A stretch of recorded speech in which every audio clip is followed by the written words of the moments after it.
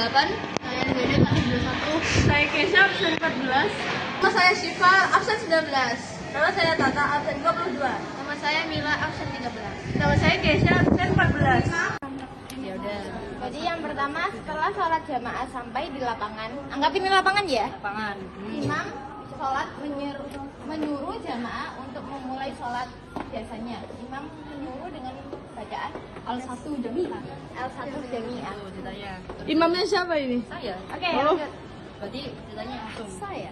Imam mengimami sholat 2 rakaat seperti biasa, sesuai dengan rukun dan sunnah sholat pada umumnya. Nanti ada itu. Ada niat, Berarti niatnya langsung ya udah niatnya niat. saya niat sholat istiqomah 2 rakaat karena Allah Sebagai iman. Sebagai iman. Ini harus dari awal sampai akhir. Nggak usah baca. Ya udah jadi ini langsung kayak biasa. Ngintip.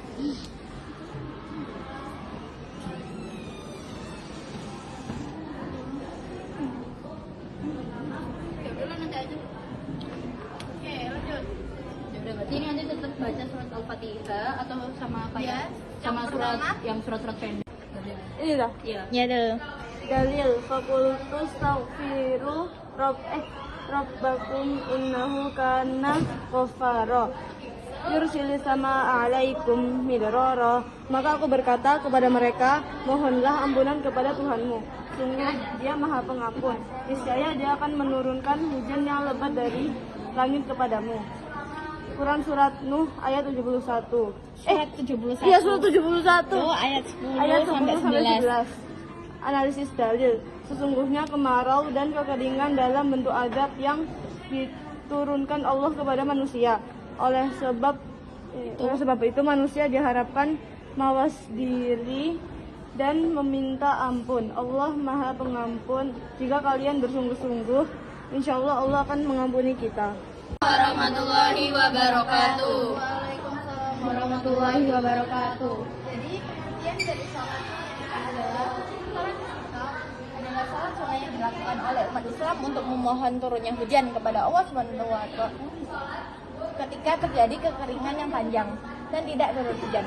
Sholat ini diisyaratkan oleh Rasulullah SAW dan dilakukan berjamaah di lapangan terbuka.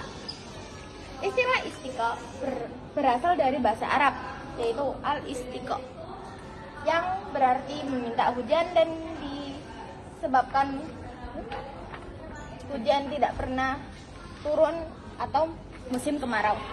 Bacain dalil ini. 7 kali takbir. Ya, anggap aja itu udah 7 kali ya. Terus membaca surat Al-Fatihah dan surat pendek. Lalu biasa saja ruku, sujud, duduk di antara dua sujud. Nah, bla bla bla. Nah, terus pada rakaat kedua, terus pada rakaat kedua mereka takbir 7 kali. Terus membaca surat Al-Fatihah dan surat pendek. Masya Allah. Bapak udah 7. Setelah sholat selesai, seperti biasa, ruku, sujud, DLL. Setelah sholat selesai, dilanjutkan dengan khutbah. Khutbah sholat yang beristiqo disunahkan dimulai dengan bacaan istighfar, yakni 9 kali pada khutbah pertama, 7 kali pada khutbah kedua. Khutbah dilanjutkan dengan puji-pujian kepada Allah Subhanahu wa Ta'ala.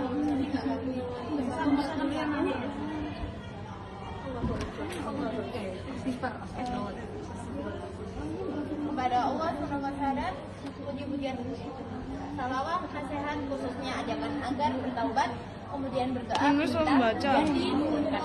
Ini sama loh. Sekarang kendala. Ya, silakan. Tapi ini kemana? Kendala yang pertama adalah cuaca yang tidak mendukung. Oh. Terkadang panas terik atau angin yang membuat jamaah merasa tak nyaman.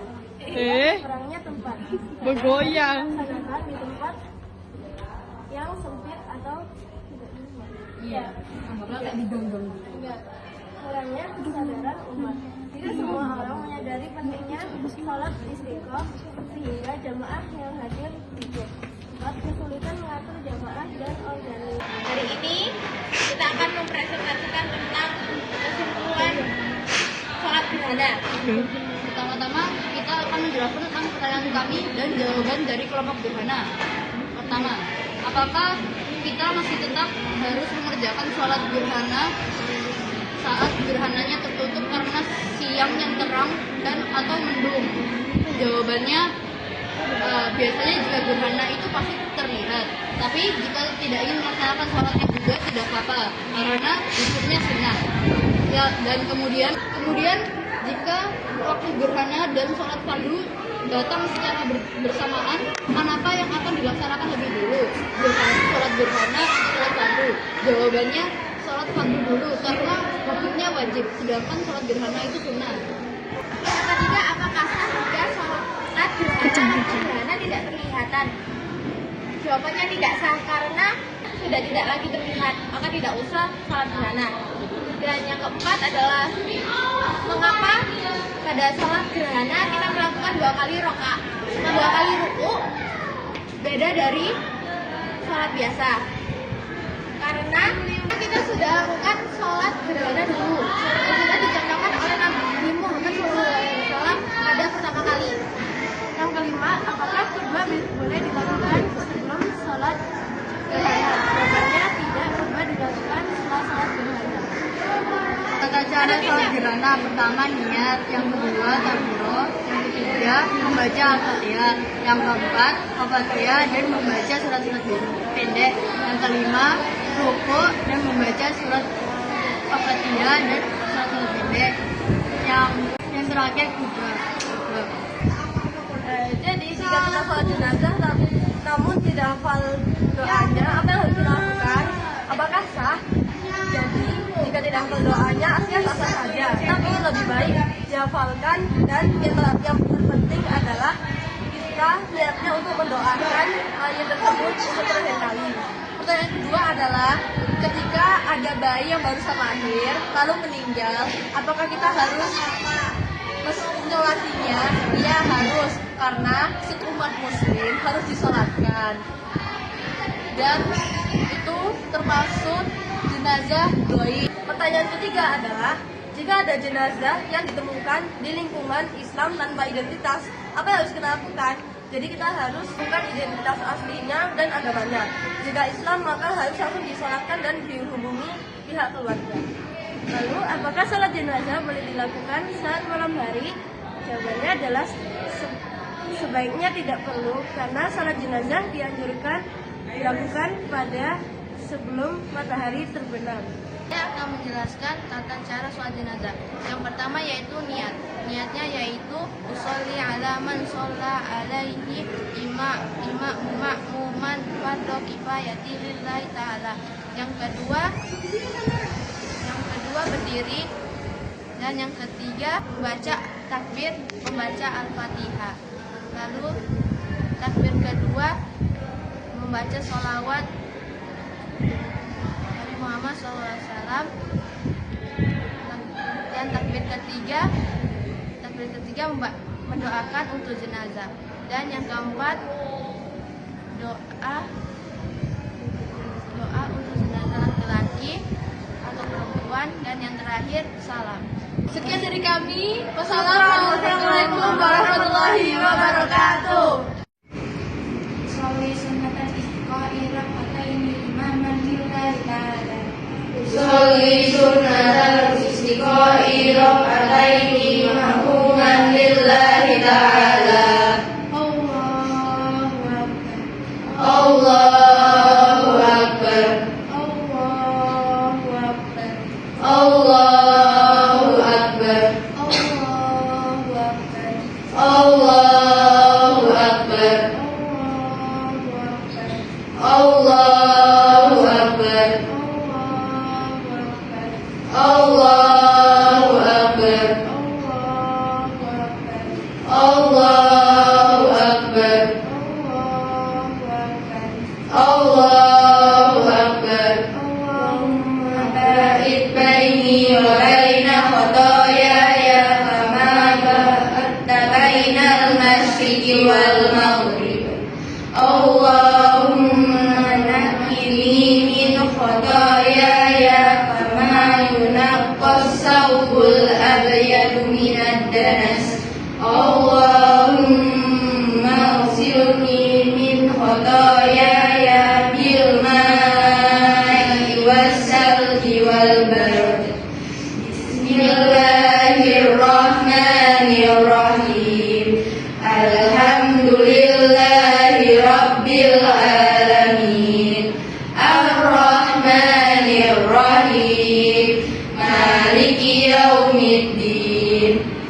iyyaka na'budu wa iyyaka nasta'in ihdinas siratal mustaqim siratal ladzina an'amta 'alaihim ghairil maghdubi 'alaihim waladdallin. Amin. Bismillahirrahmanirrahim. Al-Qari'ah mal-Qari'ah wa ma adraka mal-Qari'ah yauma yakumun nasu kal farasil mabsus wa takunul jibalu kal ihnil manfus fa amma man saqulat mawazinu fa huwa fi 'ishatir radiyah wa amma man khaffat mawazinu fa ummuhu hawiyah wa ma adraka ma hiya narun hamiyah. Allahu Akbar. Subhanakallahumma wa bihamdika Allahumma ighfirli. Sami Allahu liman hamidah. Rabbana wa lakal hamd. Allahu Akbar.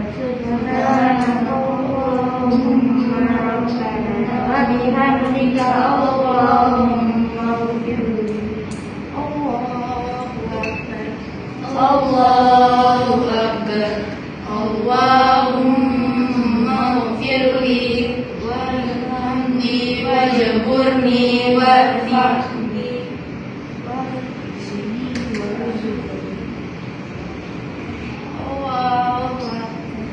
Allahu Akbar. Subhanakallahumma rabbana wa bihamdika Allahumma ighfirli.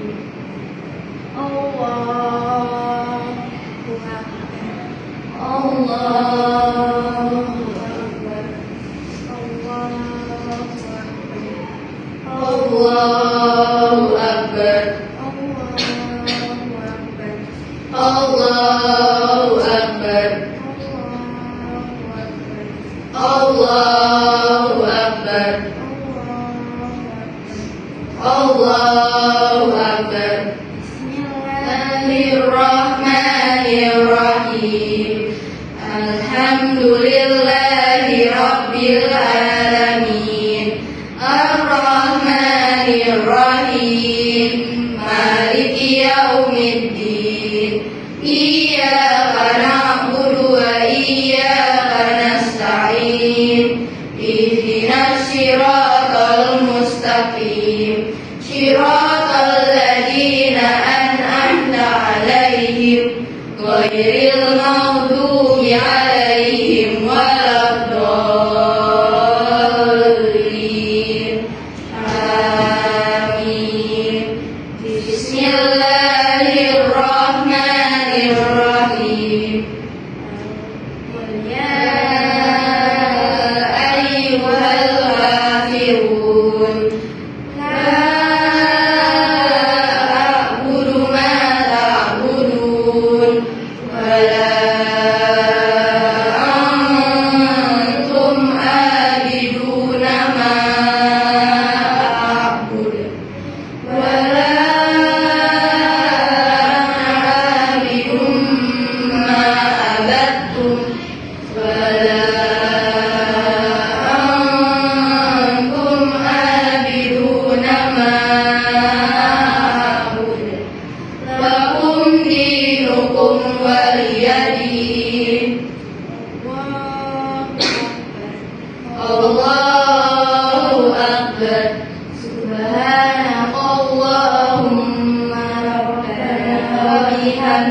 اللهم اغفر لي سمع الله لمن حمده سمع الله لمن حمده ربنا ولك الحمد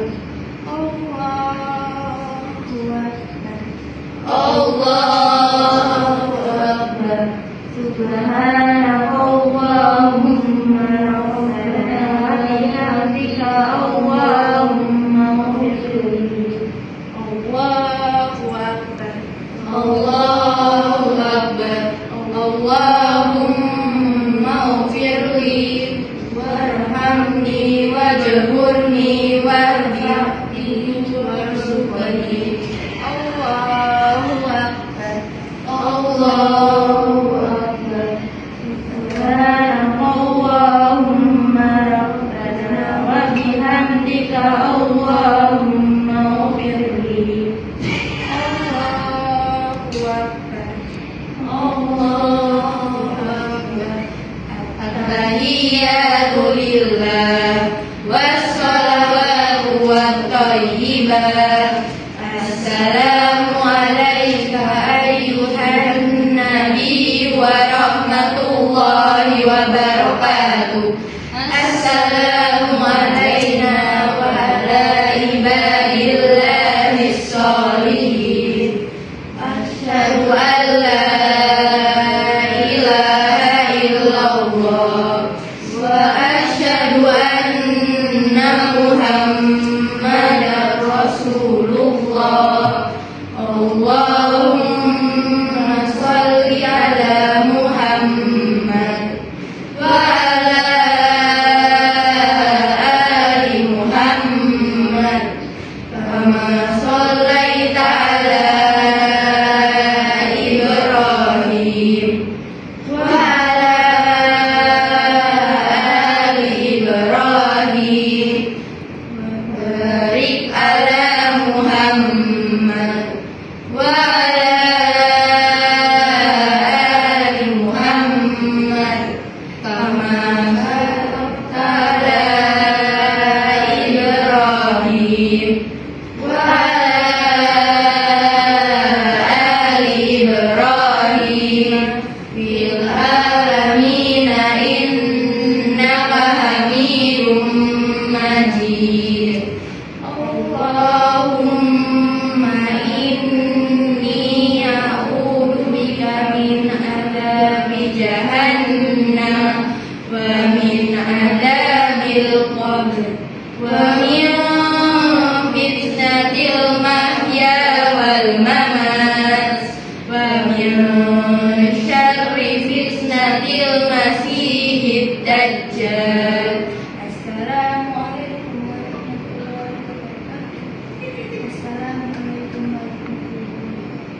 السلام عليكم ورحمة الله وبركاته السلام عليكم ورحمة الله وبركاته السلام عليكم ورحمة الله وبركاته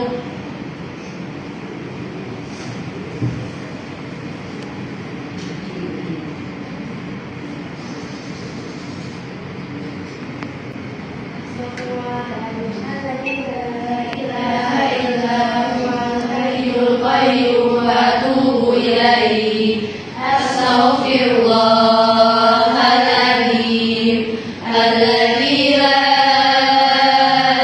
إله إلا هو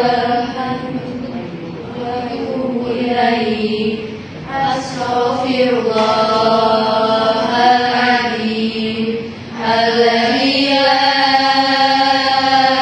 إله إلا هو الحي القيوم وأتوب إليه أستغفر الله العظيم الذي لا إله إلا هو الحي القيوم وأتوب إليه أستغفر الله العظيم الذي لا إله إلا هو الحي القيوم وأتوب إليه أستغفر الله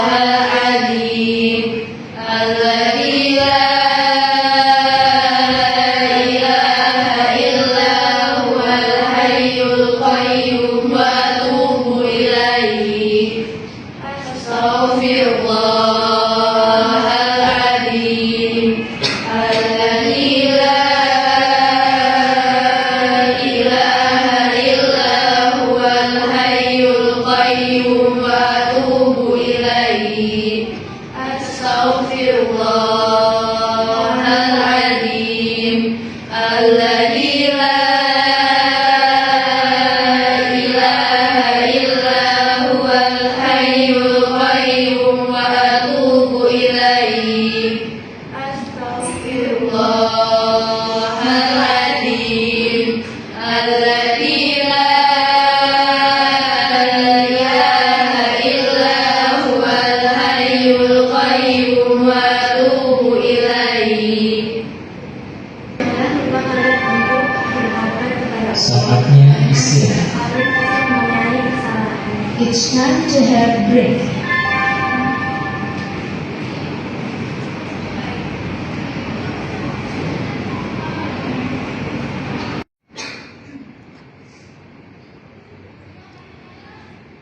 أستغفر الله العظيم الذي لا إله إلا هو الحي القيوم وأتوب إليه أستغفر الله العظيم الذي لا إله إلا هو الحي القيوم وأتوب إليه أستغفر الله العظيم الذي لا إله إلا هو الحي القيوم وأتوب إليه أستغفر الله العظيم الذي لا إله إلا هو الحي القيوم وأتوب إليه أستغفر الله العظيم الذي لا إله إلا هو الحي القيوم وأتوب إليه أستغفر الله العظيم الذي لا إله إلا هو الحي القيوم وأتوب إليه أستغفر الله العظيم الذي لا إله إلا هو الحي القيوم وأتوب إليه.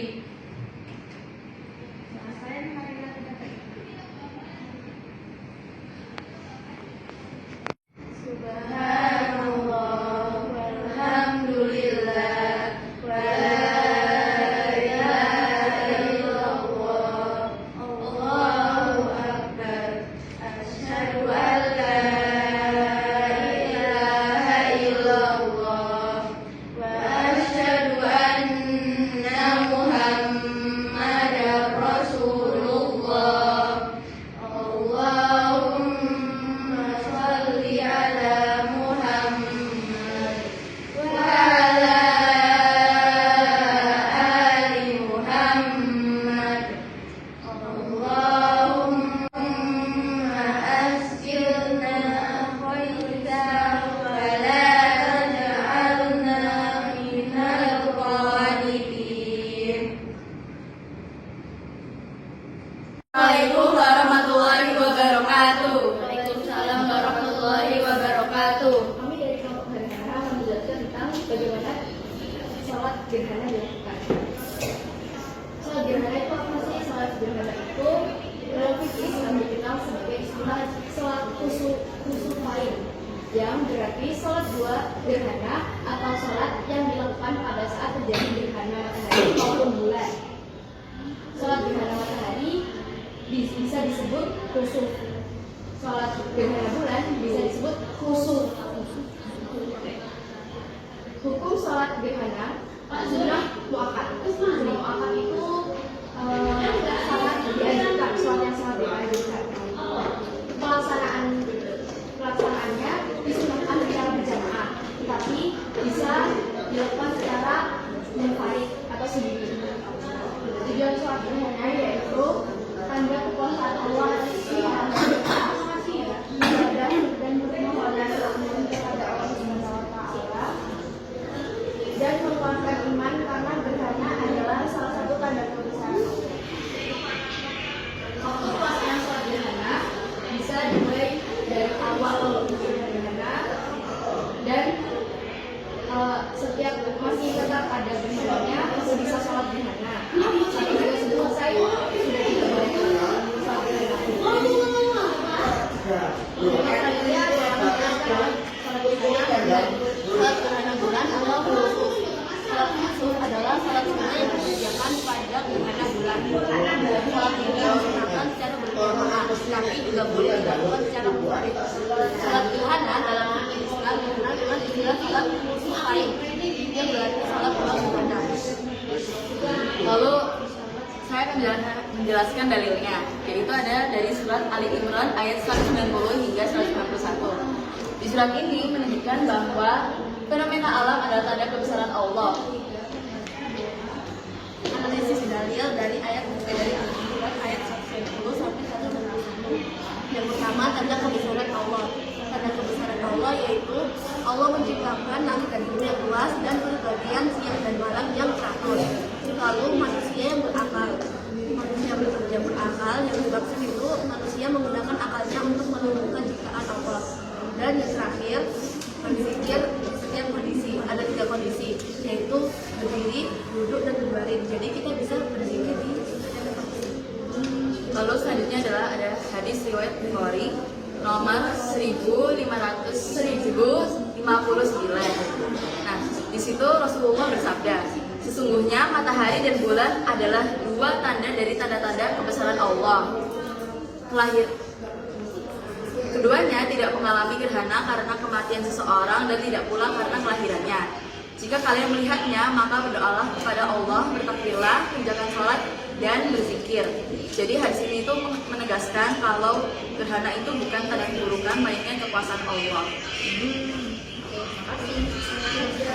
Selanjutnya ada hadis riwayat Bukhari nomor 1046 menjelaskan tentang Nabi Muhammad SAW menjalankan sholat gerhana.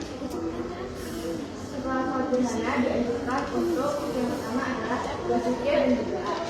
Yang kedua adalah bersedekah, dan yang terakhir adalah mendengarkan khutbah yang dibawakan oleh khotib setelah sholat gerhana. Untuk cara-caranya akan dijelaskan oleh saya dan juga.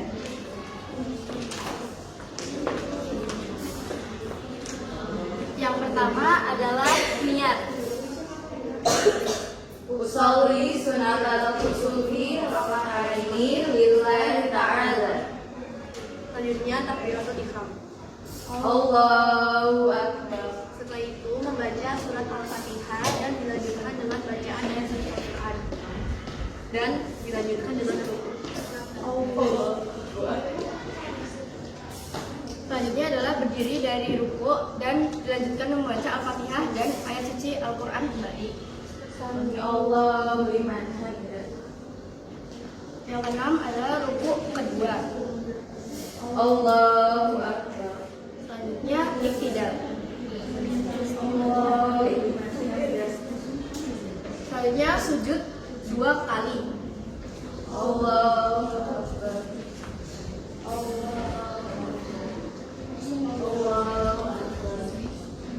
Selanjutnya berdiri untuk rakaat yang kedua.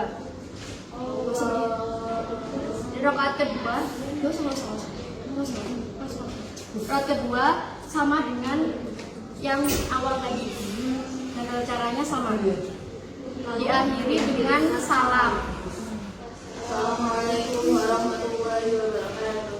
Assalamualaikum warahmatullahi wabarakatuh. Setelah sholat selesai, disunahkan ada seorang khatib yang membacakan khutbah terkait gerhana jika sholat berjamaah. Sekian dari kami. Wassalamualaikum. Apakah ada pertanyaan? Ada Pak. Satu, apakah sholat gerhana tetap dilakukan jika fenomena gerhana tidak terlihat karena cuaca mendung atau siang hari yang sangat terang? Kan oh tidak. Kalau gerhana matahari sama bulan itu pasti sangat kelihatan. Dan jika tidak ada tanda-tanda gerhana matahari dan bulan, pasti hukumnya sunat. Jadi dijawabkan kalau kalian melihatnya secara langsung. Iya. Kedua, jika sholat gerhana bertabrakan dengan sholat fardu mana yang harus dilakukan? Yang harus dilakukan terlebih dahulu adalah sholat fardu dulu karena itu wajib hukumnya. Kalau sholat gerhana itu sunnah hukumnya, jadi boleh tidak dilakukan, boleh dilakukan. Oke. Nomor 3, jika sholat setelah pertanyaan 3, jika sholat setelah gerhana berlangsung apakah masih sah? Jika sholat setelah gerhana berlangsung apakah masih sah? Tidak, karena jika gerhana sudah selesai itu tidak boleh melakukan sholat gerhana kembali. Pertanyaan keempat, mengapa sholat gerhana dilakukan dengan 2 kali rukuk dalam 1 rakaat berbeda dari rakaat biasanya? Sholat biasa. Karena kita melakukan sholat gerhana yang sudah dahulu dicontohkan oleh Nabi Muhammad SAW saat terjadi gerhana pertama kali ya.